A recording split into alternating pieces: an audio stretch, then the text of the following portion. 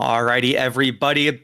Welcome back to the VHEL. We are here in our Spring 26 Valorant division here with our last week of the regular season. And we got two big teams going at each other today. Currently, the top-seeded CBC Esports, 5-1 at the moment, going up against the XPL-WTX Gushers here in what is going to be a very interesting game here on Lotus. As always, I'm Colonel Cass. Joining me today for our best of one is Bearlight. And what are you thinking here? We see the compositions locked in for this first game, or rather for this only game, and what do you think here? Anything standing out to you? Let's get into this for sure. I mean, everything's pretty standard across the board from what I'm seeing. I'm getting excited for this last week here, as we have, like we mentioned, West Texas, who's at 4-1, but arguably one of the better teams, especially as far as consistency goes, and that goes for what we're seeing here too. Obviously, Lotus at a 3-site map, so you're going to get a Neon for some speed. Vice typically holding down that C site, so that's pretty standard, as well as the Omen, who can also transverse the map pretty quickly. So I'm seeing Omen's matched on both sides for that reason too. And then for CBC, a little bit of difference here, going with the Viper instead to maybe hold down mid, get that support from the Toxin screen from across the way. So pretty standard across the board. Again, Breach also useful here because there are many angles where you can utilize a majority of this kit. So I like kind of both looks, and the fact that we get a multitude of different agents is super cool as well, including the Reyna, who, is pretty much, if you want to pop off, I guess go for it. For CBC, you want that in the hands of your Radiant, because that's the true leader of this team, and that's who we see here with D-Tron.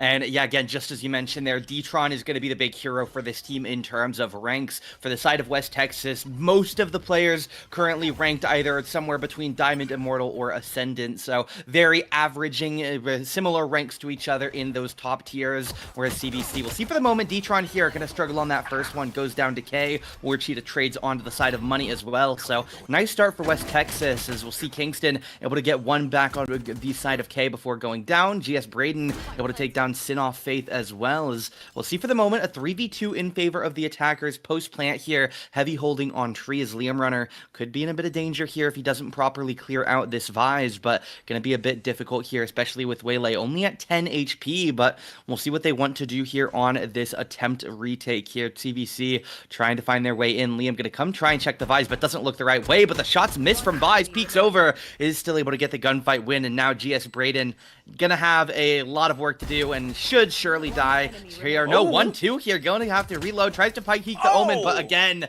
that HP bar just gonna hurt him a little bit too much. It's a really nice turn there by the side of GS Braden, but unfortunately, again, he doesn't have the health to get the clutch, and West Texas take round one.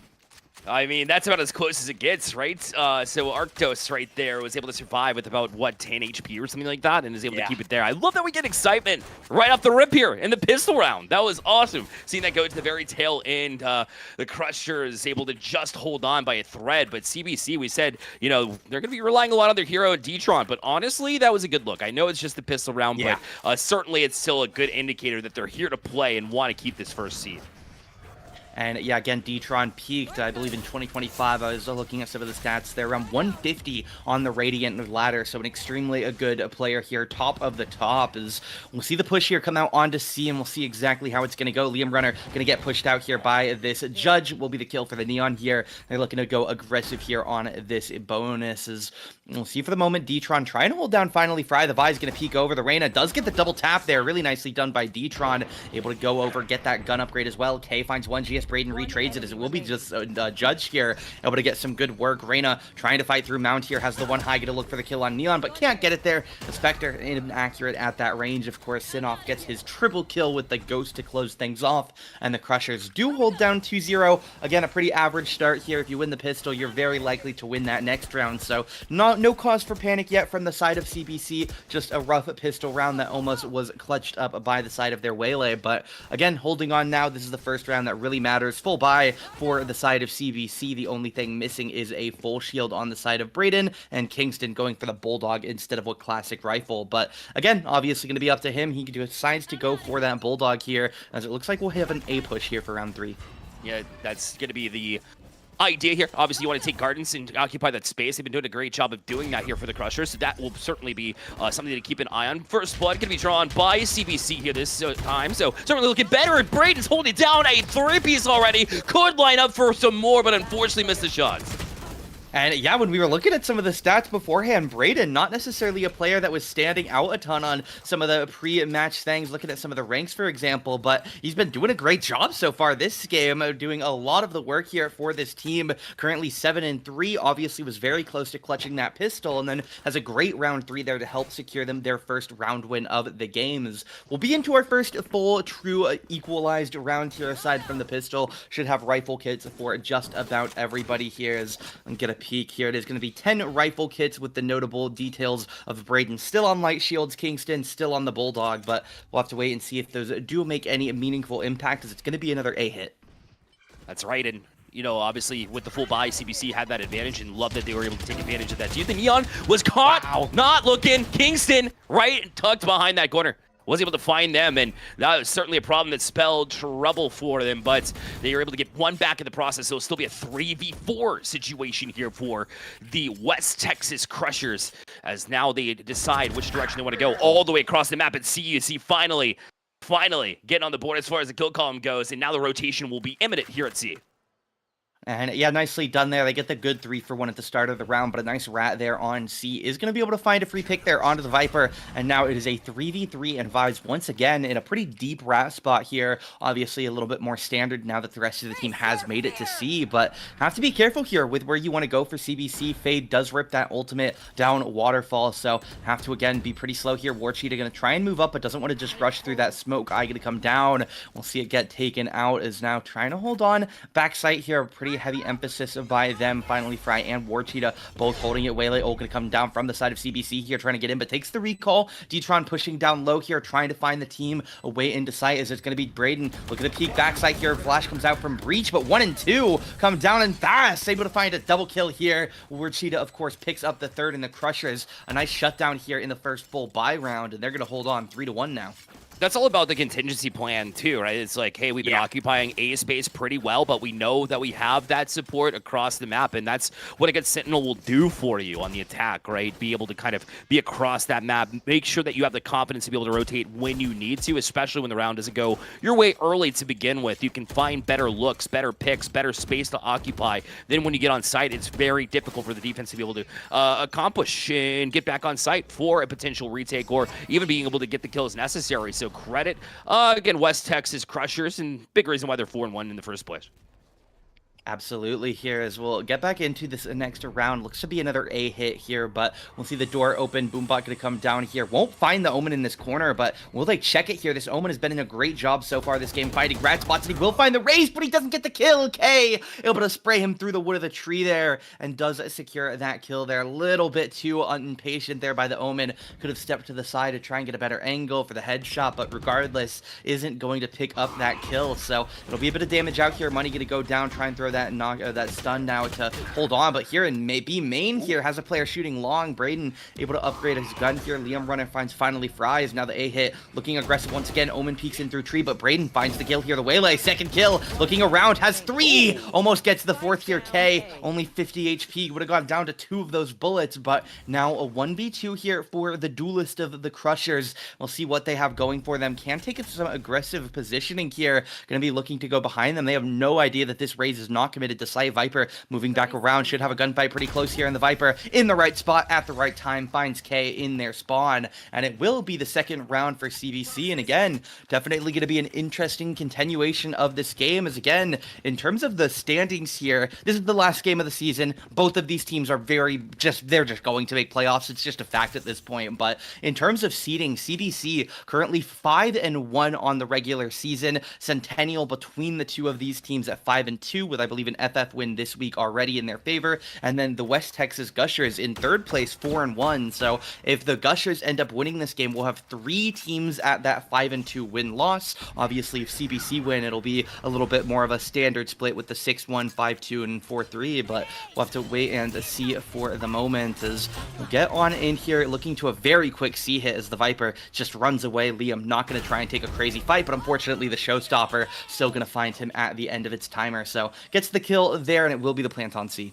And these days, it feels like the showstopper. If you find one, you're good to go, especially if you get to create all that space that you do. I mean, look at the gaps and how deeply they're able to push here. D-Tron definitely has their hands full on this peak, but does get one, make it two. Back-to-back ones, too, and able to shift around and get the third one as well. Well played here by D-Tron, and still probably not done either. Has the Lear. Will try to toss it around the corner, but it's found by Finally. And finally, D-Tron will go down after the three-piece back and forth trades will come through, and Braden's done a great job over the past few rounds. In fact, securing that last pick and being able to defuse with plenty of time left. And we are all equal here at 3.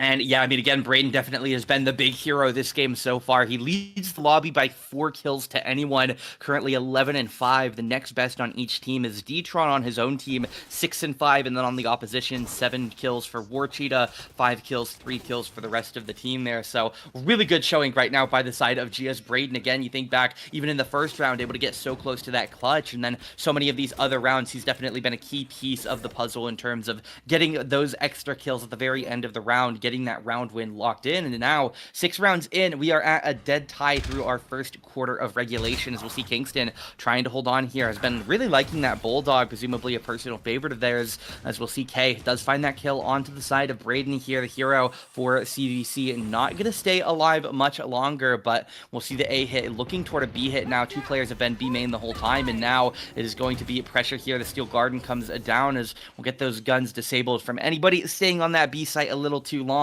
as we'll see one player lurking close right here on the side of D-Tron, a low Lear, gonna try and buy them as much info as they can, as K hiding out in some Omen smokes. But look at Fast Call here, just hiding out in this corner. This Omen can definitely find something, as it will be surely one there, as we'll see for the moment. It will be Foss going down. He doesn't get one. Finally, Fry gets one. Sit off Faith in the ult, gets 1, gets 2, gets 3, and wow! Sit of Faith here goes big with the Neon ult at the end of the round to save it for the Crushers, and they step forward to the lead after 7. Again, that's exactly why you bring in a Neon, because they were able to rotate around and then have the presence of mind that knowing that the overdrive was going to be the right call and pulling it when they did, and being able to play into a 1v1 that's very difficult to do. I mean, a Radiant on a Reyna is very difficult to go up against in a 1v1 situation. One of the few ways that you're able to do that is by pulling your ultimate and pulling the overdrive in the right place, right time. So the Crushers now will gain that back even still. I mean, that was on an eco as well, notably. So that's certainly big for their econ to be able to kind of establish something and get right back into the groove of things. Crushers feeling good as they kind of saw their lead dissipate, but confident to get it right back.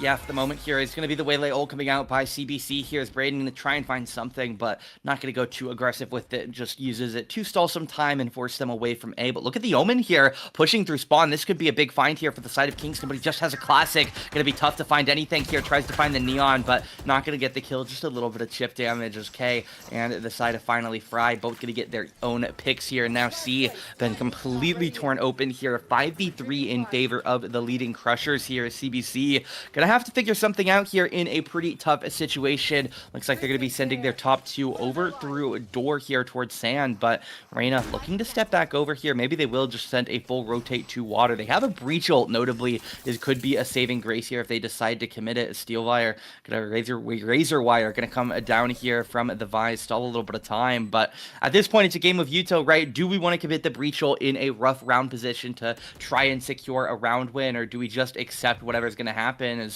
we will use some util regardless, as Lear coming out. Breach going to use whatever CC he has without using his ult here, as Reyna trying to hold on here, but doesn't have a dismiss, uses the HP instead, and it will be a 4 surviving round win here for the Crushers. A nice attempt by CBC, but obviously the player advantage and the util advantage does not go in their favor, so they are able to hold down the site, and now they lead by 2 after 8. Yeah, have the confidence, rolling on to that potential retake, because they were number 1 outnumbered. We all knew that, 3v5 situation. But on top of it all, you noticed that they had that site taken by storm a long time ago, which means their plant was going to be in a very ideal spot for the attack as well. So even if you get back on and get 3, even 4 picks, like, it's still going to be difficult to go in that 1v1 situation. Plus, you're trying to play time in addition to that, or you have somebody playing time on the other side. So it was a very big long shot. So whether or not they sacrifice the rifles is something I'm considering if that was worth it. I think when you have 3, you kind of have to go for it. I think that was the decision being made. And yeah, there's going to be an early death here for the side of Detron. Son of Faith going to find another one here. As it will be Braden now stuck holding on to A alone. We'll see what they can find here. Trying to get a nice angle. Check for anybody who's crossed already. Jump peek one comes out. Dog going to come out as well from the fade. But we'll be able to hide away from it. It will be the Paranoia missing. They're going to try and lead the charge here, hoping that this Paranoia is connected. But the fade dog going to get shot away. But here they go. Neon goes for one, as it will be the Braden side. Able to almost spray down for 2K. Gets very low, but does find the kill. So it's a 1-for-1 there. But the earlier death of Detron puts CBC in a rough spot right now, as Kingston tries to peek over for the moment, but will be able to stay alive. Not going to get too much pressure. It's finally Fry lurking down here, still by Rubble. Going to be able to find that kill on Kingston here. Nice positioning. Again, they have a player advantage, so not too concerned to have somebody play these deep positions. Liam goes down now to the side of War Cheetah, and Money in a rough spot here. We'll see what the Breach opts to try and get done for the moment. Blind going to come out looking to fight Tree first, but we'll see the peek come out here. He's able to take down K, hiding back down. Flash comes out again here. Does still have this aftershock if we wanted to use it to try and get something, but just gonna go down here. Fasco gonna be able to find the kill that gives Crushers 6 rounds on the half. They can no longer lose the half at the very least for them, as CBC a little bit of work to do if they want to try and get things back to even before they swap to attack. And now you have to be able to utilize your pit sooner rather than later. You have the Viper's pit to solidify at least one of your 3 sites here. So I'm thinking C. Yeah, and sure enough, they're going to shift that way. So I'm wondering if they're going to use the pit right now to be able to get some rounds back, because that was 3 in a row for Crusher. So they're feeling it. They're in a groove right now, and their eco is pumping. Whereas CBC, it'll be a little bit more difficult there too. It depends on their buy. So we'll see exactly what takes place there as far as if they want to pop the pit or hold it for a round where they can buy. But you see the Waylay early in here, able to get the first pick, and then dash out. Probably wasn't confident for taking that second exchange, and probably don't blame them here either, as they swing that, but Detron was all over it with the Guardian. And now when they peek out of this dark cover, though, they are able to land one, and Kingston had to back up a little bit as they weren't able to pull the trigger. And a couple back-to-back here for Crusher, as they're able to take sight here with the 3v2 advantage. But do they want to plant B? Because now that they have this numbers advantage and War Cheetah out here towards A, that might be the play to move over to this side. They have the Waylay just back behind as well in tunnel. And so that is going to be the decision, is to go over plant A. I like this decision, and CBC left with another round where they're wondering how they're going to have to play this retake. And yeah, we'll see here. The Crushers trying to guarantee themselves at least a win on the half would definitely be a nice bonus for them, as we'll see Braden peeking down here. We'll find one down in drop for the moment, as Cheetah going to try and hold on here. We'll see Braden looking to engage. Razor Wire going to come down, as we see one in tree at the very least. It's the Omen able to peek out and get a kill. Liam Runner going to get the trade though. 1-for-1 now, and the Omen able to find the kill there. A great paranoia by Thasco, able to guarantee that final kill there. I guess Liam could have technically gotten a very, very lucky or very perfectly predicted headshot, but obviously not going to end up happening. The half officially won now by the side of the Crushers. Is again interesting to note here. Now a 4-round win streak here for the side of the Crushers. Is again, they are walking a step forward here. All of their players here in a very tight kill cluster. 10 kills for War Cheetah, 9 kills for K, 8 kills for everybody else. So again, definitely very respectable, very well-rounded team playing off of each other instead of going for some individual plays. And again, showing well, playing extremely tight-knit, especially once they are able to get these sites, which some good macro in the mid-round is securing them frequently. As we'll see for the moment here, looking to be a pretty slow 1-3-1 default on this attack, but with the spike and fade looking B, definitely seems like that might be the main target. That's what they're leaning towards for sure. And I like this too. It's not like the aggressive play towards a certain site hasn't been working here for West Texas, but even just changing that pace, you're basically playing into their heads here for CBC, because they haven't seen a whole lot of, that type of situation. And yet still no Viper's Pit, I don't believe. No, they haven't pulled it yet. Showstopper out to try and just take C by storm. It's worked before. Why won't it work again? Well, Detron has something to say about the buys, so they'll go down. And K's just peeking around this corner, waiting for Liam to show themselves. And once you show him the shoulder, they're going to be able to win that fight 9 out of 10 times. War Cheetah going to be able to plant here, and C was the take yet again. They also have a presence at B, trying to catch them in rotation here is Son of Faith, but when they miss that shot, wisely going to pull it down, go into high gear, and then maybe work their way over to support here on the C side. Yeah, we'll get back to it in a second here. For the moment, the fight comes down. Fatal going to come out. Detron does find the set of Vasco, though, as we'll see trying to hold on, looking to heal a little bit, but it has to wait for this Fatal to pass here, get all of that decay out of the way, as we will have some stuns coming out after Shot going to clear this close left corner here for the attackers. The CBC dashing in. Braden, though, going to go down here. Omen as well in a bit of danger here. Going to go down to Sin of Faith here. K going to push over, and now one left in the corner. Reyna goes down, a quadra kill for K. And again, the Crushers just making extremely good macro decisions, right? It's a common trend, especially in games like this, where a team has very high distribution in terms of rank and or skill amidst their team. And keep in mind here, after that last round, Braden and D-Tron combined have 26 kills, but the rest of the team only have 9. And as you see on the majority of these rounds, the split has been Reyna and the side of Waylay. So D-Tron and Braden hiding on A or holding down A, trying to keep it safe. So why go for the people who have 26 kills when you can go for the people who have 9? Go for the site that's going to be a little bit easier to take in terms of player ability here, because again, the Crushers, an extremely strong, well-balanced team, so why not take the advantageous fight in terms of players? As we'll see Kingston backing away here, trying to hold on, definitely still capable of getting kills. They've proven it. The Vandal not going to find it this time. Sin of Faith gets the headshot first. Kingston goes down, and again, the Crushers going to lead by 1. They do have a Viper Pit to hold down C, but unfortunately, now the gunfight's just being won out by the Crushers as they take down D-Tron on A. Waylay going to push over. Neon trying to fight up as well. Breach here, looking to hold on. Neon just drops the wall and runs away, as again, Viper going to be slow on the rotate here, but a 3v5 retake still looking really rough here. CBC got to use this breach hold at this point. Been holding on to it for a while. Exactly right, and we'll see. I mean, it has to on this retake, right? Because, like, what are you saving it for here at this point in time? Has to be the Rolling Thunder here, and right now they're just going to tease that a little bit too, so haven't quite used it. Now on to site. It's going to be the Vi's ult just to make sure and pull the guns out of their hands anyways, come in with a shorty and say, I'm just going to clean up loose change here for War Cheetah. That's what they do, and they'll march up to 9-3 in the first half as we switch over to the second.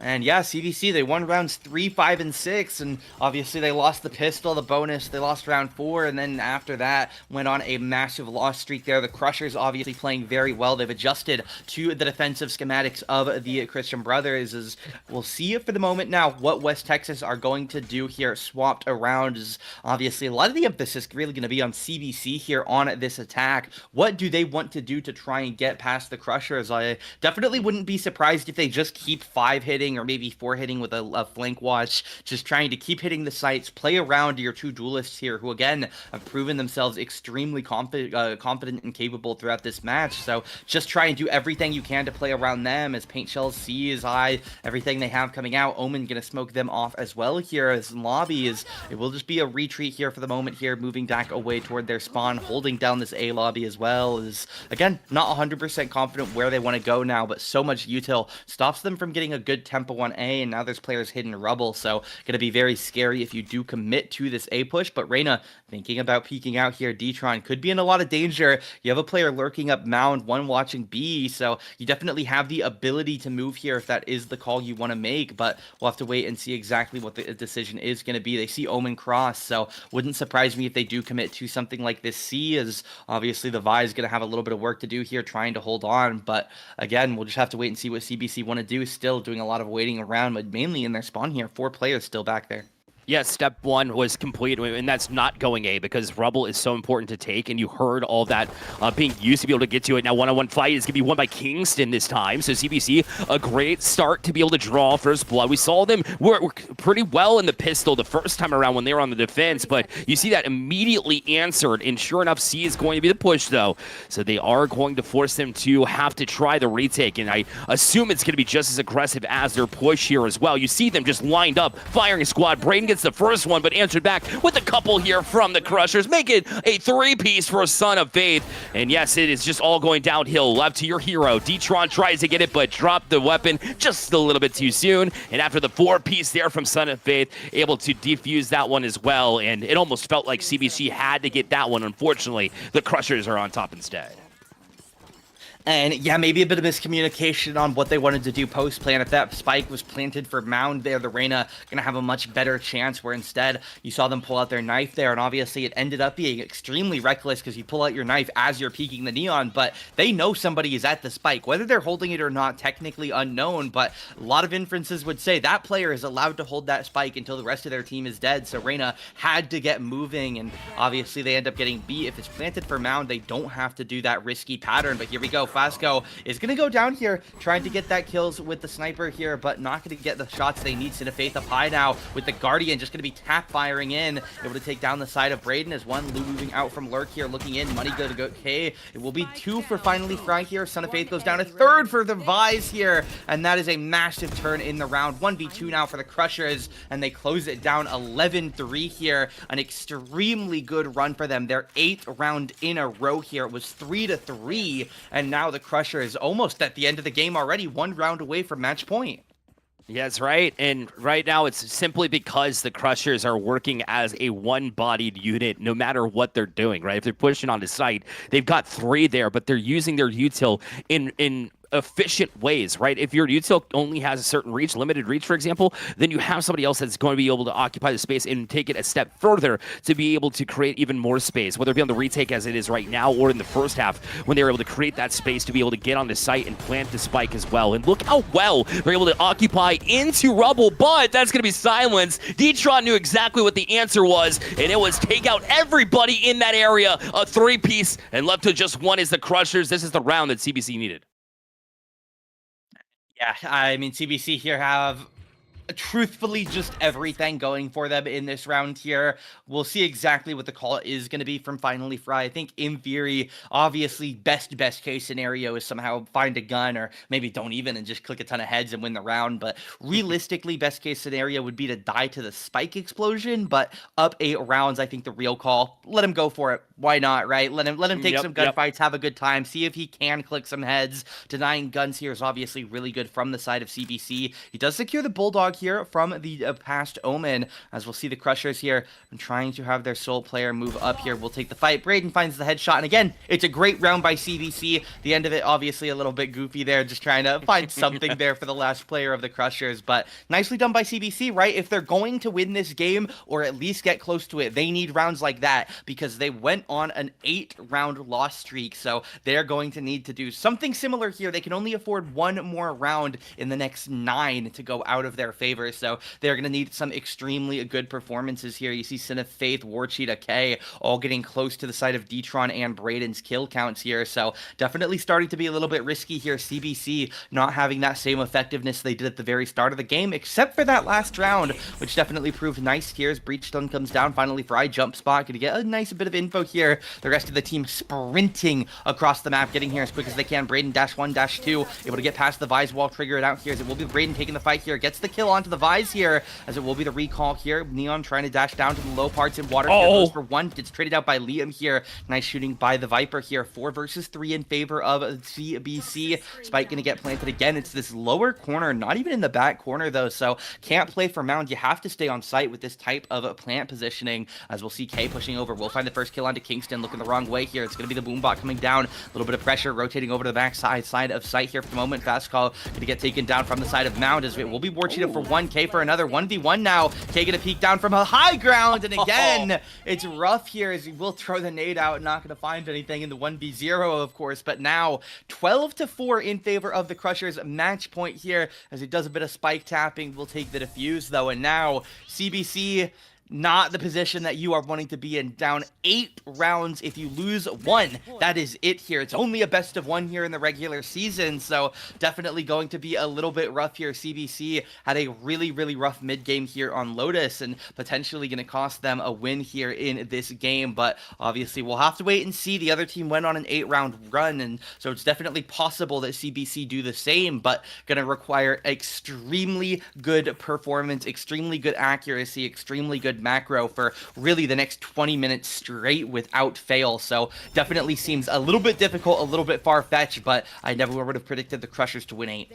Yeah, that's right. And that was such a big round for CBC too. So unfortunately, when they lost it, because, you know, the Crushers, their eco was actually hurting. Like, they force spot in order to go hand in hand with that. So they were just banking on a win, otherwise surrender, but potentially a couple of rounds in a row there because of the potential eco there. But instead, the Crushers are in prime real estate. They do have one, and Kate just managed to barely get that off before they get to it. Struggling though, but yep, the Whaley ult made it difficult. Now make it 3-piece. It'll be left to just D-Tron. This is who you want though in this last exchange. Can they get it? The 1-2 back-to-back. Low though, 24. No time to pull out your util. You know this. Air down you go. Crushers will finish out here after map point by the count of 13-4. And yeah, I mean, again, CBC, they looked good in a lot of the outside portions of that game, but you have to talk about, again, the 8-round streak. They went down. D-Tron and Braden, both the highest ACS and highest kills in the lobby, but obviously, again, they just got outplayed in the macro so consistently. The side of the Crushers would get a started push on A, get a beautiful rotate to C. They would get nice trades on their hold on site there, and at the end of the day, it's going to guarantee them a really nice spot in the playoffs here. Is again the side of the Gushers here are going to have a bit of an interesting set here. They do still have one game to play against SJB from round 6, I believe, so presumably some rescheduling there to try and decide exact seeding here, because now it will be the side of CBC and Centennial both finishing the season, I believe, at 5-2, but currently at 5-1 for the Gushers here. Going to have a decent chance to try and get into that 6-1 spot against SJB, currently 2-3, so we'll have to wait and see how they do once that game gets replayed or whatever the situation with that matchup is. But for the moment, unless you have anything else, Bearlet, I think that's going to be about it for us. You know what? It was an exciting one for sure. We thought it might be able to tilt one way with the way that West Texas was able to kind of line up things. Also, you know, I called them the Crushers. They are the Gushers after all. However, my favorite candy from way back in the day in the 90s. Yes, I'm aging myself right now. I get that. But West Texas, they really were the Crushers and might be during playoff time. But for CBC, what I like for them is coming into the playoffs, knowing that you can win a pistol round against what could be the best team in the playoffs going in, walking in. In fact, they are going to be the top seeds. So you had rounds in a row that you were able to put together too. It didn't find it this time around, but doesn't mean that you can't catch them by surprise, especially now that you've seen them in round 7. Well, it's kind of fresh on the brain too. So I don't hate their chances walking into the playoffs. So certainly they should keep their heads high walking into that situation as well.